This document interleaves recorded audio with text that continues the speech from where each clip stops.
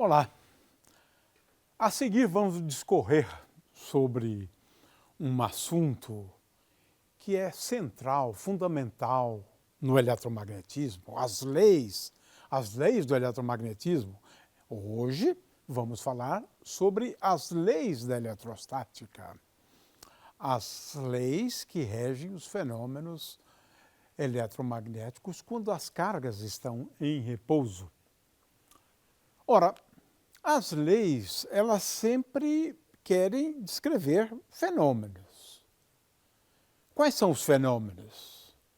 Ora, nesse caso, o fenômeno é a existência de cargas elétricas, um atributo dos constituintes da matéria, e a existência dessas cargas elétricas geram campos que permeiam o espaço ao redor das partículas dotadas de cargas elétricas. São esses dois fenômenos. Nós estamos falando de dois fenômenos. Ora, como é que enunciamos as leis? E o que são as leis da eletrostática? Já dissemos que as leis da eletrostática são formuladas, como as demais leis do eletromagnetismo, em termos de taxas de variação. Temos, primeiramente, uma taxa de variação instantânea, onde eu derivo o campo parcialmente com respeito ao tempo. Por exemplo, isso é uma taxa de variação. Agora, nós temos duas taxas de variação pontual, né, que envolve derivadas com respeito a x, y e z. É disso que estamos falando, derivadas parciais com respeito a x, y e z. Nós temos duas taxas de variação de campos magnéticos. Uma taxa de variação tem o nome de divergente do campo elétrico, do campo magnético, divergente do campo. O que é o divergente? É uma taxa de variação, na verdade, uma combinação, é uma soma de taxas de variação. Ou seja, o divergente do campo E é igual a dEx dx mais dEy dy mais dEz dz. Três taxas de variação. É uma combinação de taxas de variação. Mas temos uma outra conhecida como rotacional do campo vetorial, que envolve o rotacional componentes. E essas componentes são taxas de variação pontual, ponto a ponto. Por exemplo, a componente x do rotacional do campo E é igual a dEz dy menos dEy dz. Taxa de variação. É uma taxa de variação que se transforma como uma grandeza ou escalar, ou como uma grandeza vetorial, né? Ora, se eu tenho um campo escalar, nós podemos falar de uma taxa de variação instantânea, derivo parcialmente o campo, no caso o potencial, com respeito ao tempo, por exemplo, né? E no caso do campo escalar, temos ainda uma taxa de variação pontual, por exemplo, dV dy, que é a componente y do campo elétrico a menos de sinal. E, finalmente, nós temos o gradiente, né, que é igual a dV dx, derivada parcial, vezes i, mais dV dy vezes j, mais dV dz vezes k. Né? São taxas de variação. Né? E é claro que ainda podemos falar de taxas de variação de segunda ordem, como d2v dt2, ou como o laplaciano, que é uma soma de taxas de variação de segunda ordem. Muito bem, então essas são as taxas de variação fundamentais. Eu não estou falando só da eletrostática, eu estou falando do eletromagnetismo. Nós fazemos muito uso de taxa de variação, né? Porque as leis físicas são assim. Agora, por que só essas combinações? Por que eu não posso formular uma lei utilizando só dEx dz? Não pode. Nenhuma lei física vai usar essa taxa de variação. Só essas combinações aqui. Porque é um aspecto muito delicado, mas é importante. É porque essas taxas de variação, elas são tais que as grandezas físicas têm um caráter vetorial, ou um caráter de grandeza escalar e assim por diante. Só essas taxas de variação levam a grandezas que têm propriedades bem definidas de transformação sob uma rotação. E podemos, então, classificá-las em escalar e vetoriais. Nós vamos considerar só essas, né? Muito bem. As leis físicas, no caso das leis da eletrostática, são formuladas em termos de taxa de variação.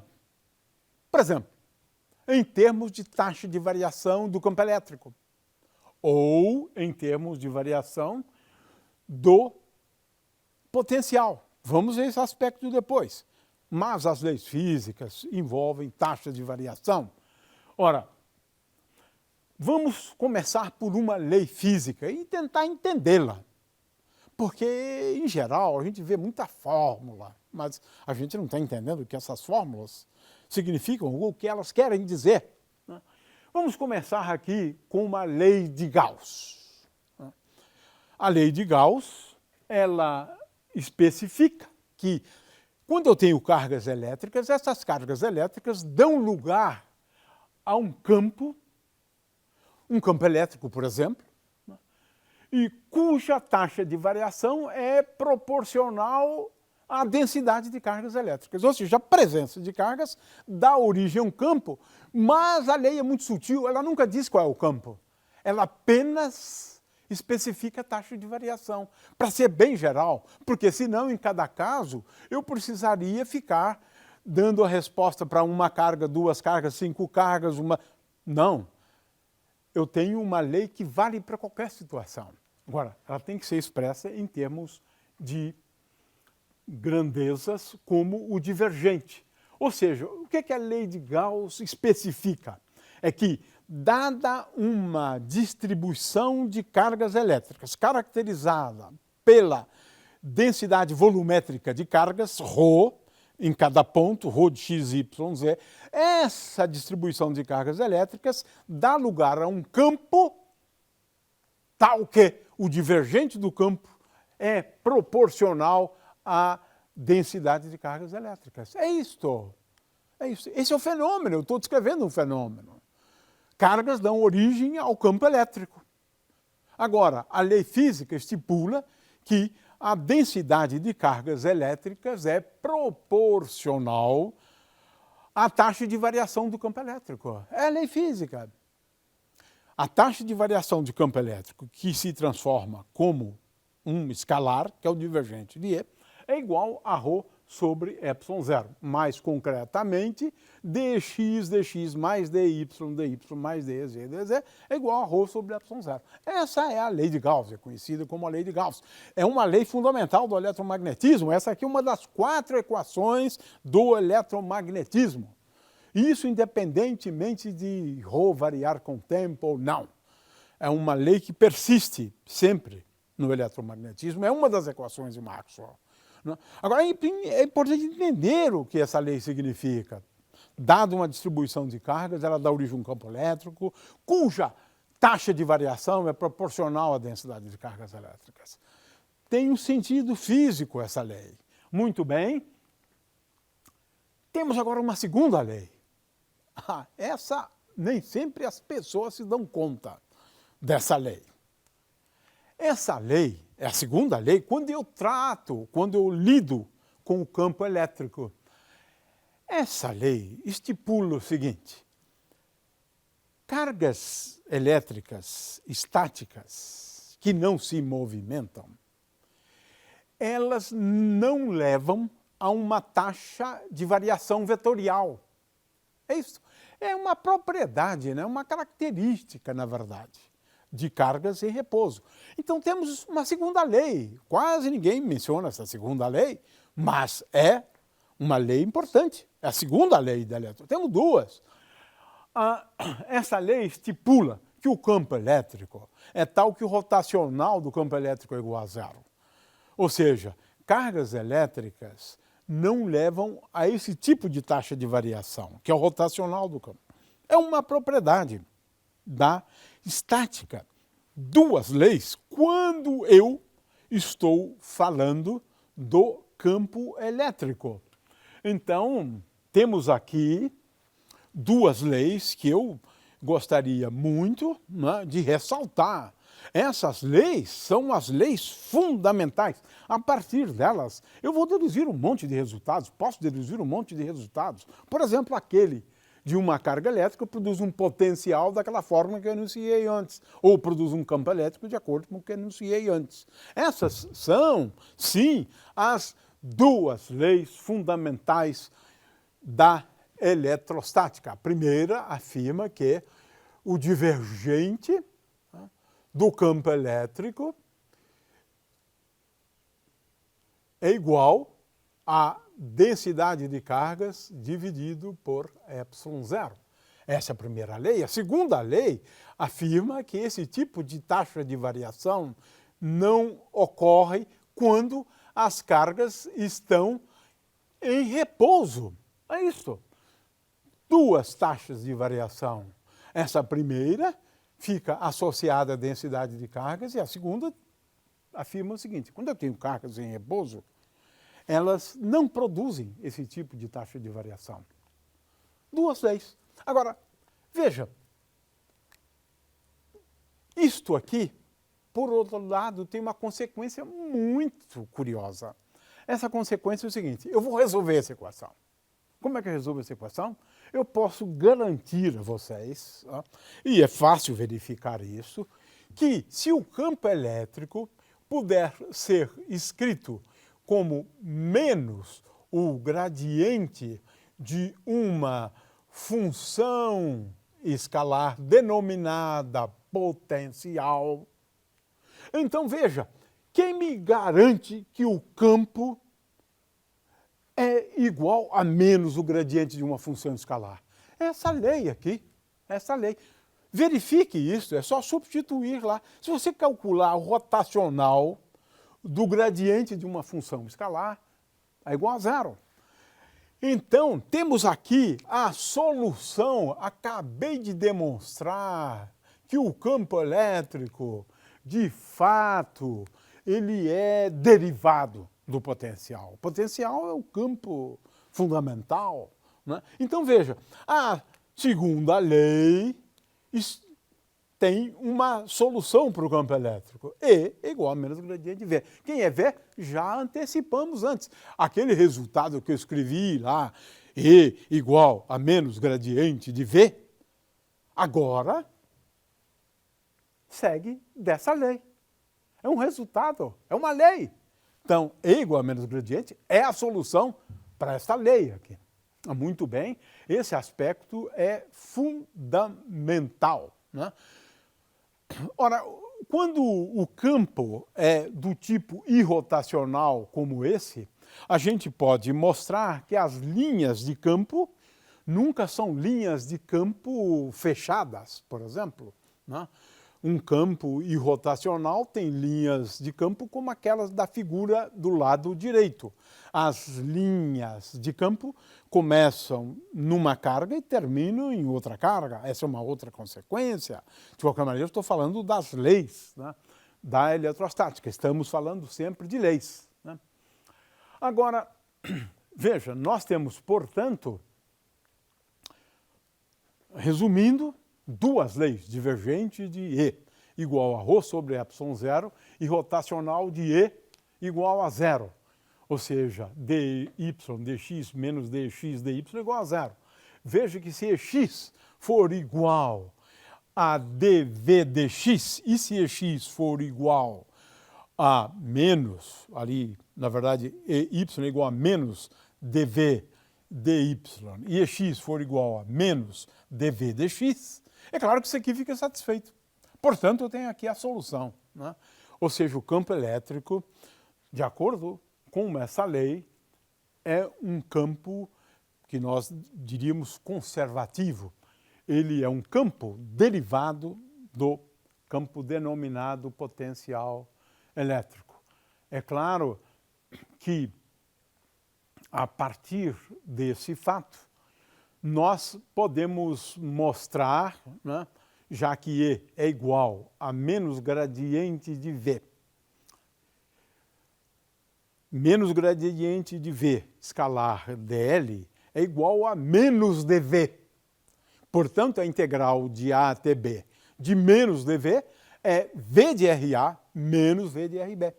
Esse campo é, consequentemente, um campo conservativo, né? E, portanto, as diferenças de potencial, né, e bem como a integral de caminho do campo elétrico, esses integrais de caminho não dependem do caminho, depende apenas dos pontos na extremidade do caminho. Isso faz com que, de acordo com essa segunda lei, o campo elétrico seja sempre um campo conservativo. Na verdade, um campo eletrostático é um campo conservativo, né? Podemos, então, agora fazer alguns comentários, né, a partir dessa lei. A primeira é que as linhas de força ou as linhas de campo, elas sempre começam ou terminam no local ou nos locais onde existem cargas elétricas, né? Começa sempre numa carga e termina numa outra carga, né? Essa é uma das consequências da lei, né? Mas agora vamos apresentar a solução de todos os problemas da eletrostática.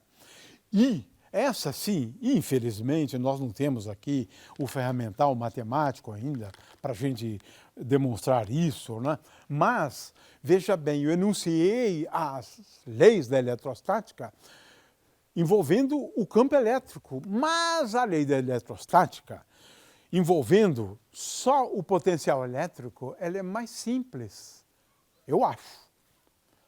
Porque agora eu não tenho duas leis, eu vou ter uma lei só. Como a gente consegue isso? Ora, vamos lá. E é igual a menos gradiente de V. Mas o divergente de E, que é igual a menos o divergente do gradiente de V, portanto, o divergente de E é igual a menos o laplaciano de V. O laplaciano é aquele operador onde eu derivo com respeito a x, derivada segunda com respeito a x, mais a derivada segunda com respeito a y, mais a derivada segunda com respeito a z, e isto é o laplaciano. Então, no caso da eletrostática, eu tenho aqui a lei fundamental da eletrostática. Agora, veja bem, envolvendo só o potencial.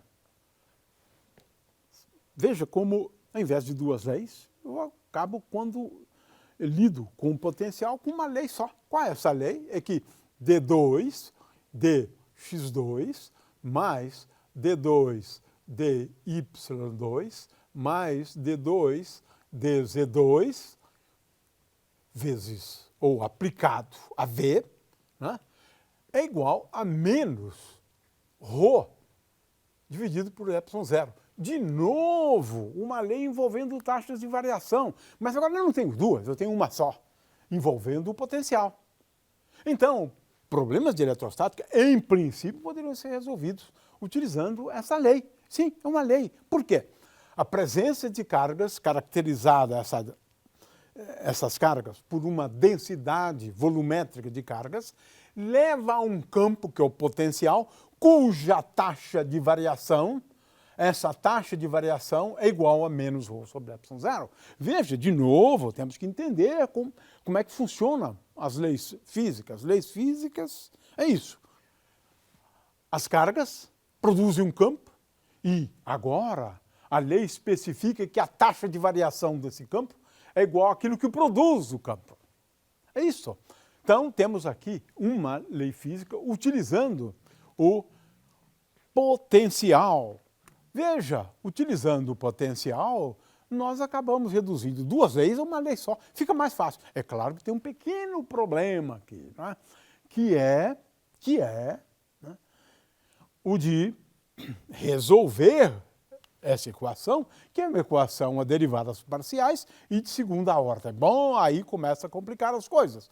Mas, por outro lado, é fantástico, Porque a partir dessa lei, eu posso demonstrar que se eu tenho uma carga pontiforme, então o potencial produzido por essa carga pontiforme é daquela forma que nós dissemos antes, Q sobre 4πε0 vezes 1 sobre o módulo de R menos R'. Sai daqui, dessa equação.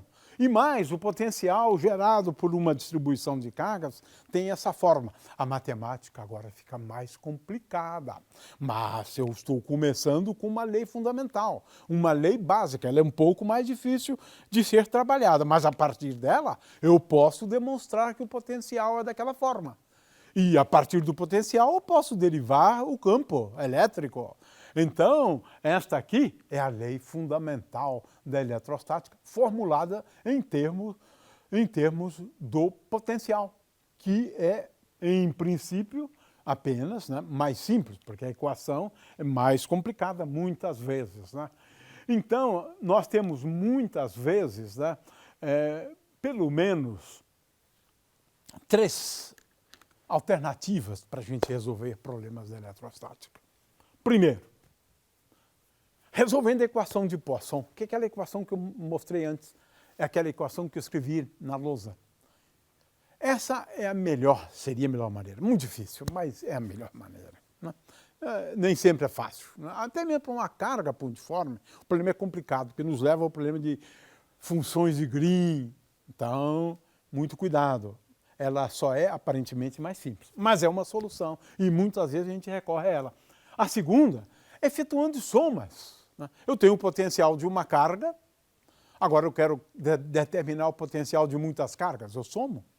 Eu quero determinar o campo devido a uma carga, eu sei determinar, e agora eu quero determinar de várias cargas, somo, envolvendo somas. Somas ou integrais, lembrem-se que eu posso determinar o potencial a partir de uma integral envolvendo 3 variáveis, x', y' e z', onde x', y' e z' são os pontos sobre a distribuição de cargas elétricas. Estou falando agora de uma distribuição contínua. Então temos aqui um segundo método, efetuar integrais, algumas dão muito trabalho. E finalmente, usando o teorema de Gauss. Essa é uma forma bastante interessante de resolver problemas da eletrostática. E isso, então, nós vamos ver a seguir, utilizando o teorema de Gauss.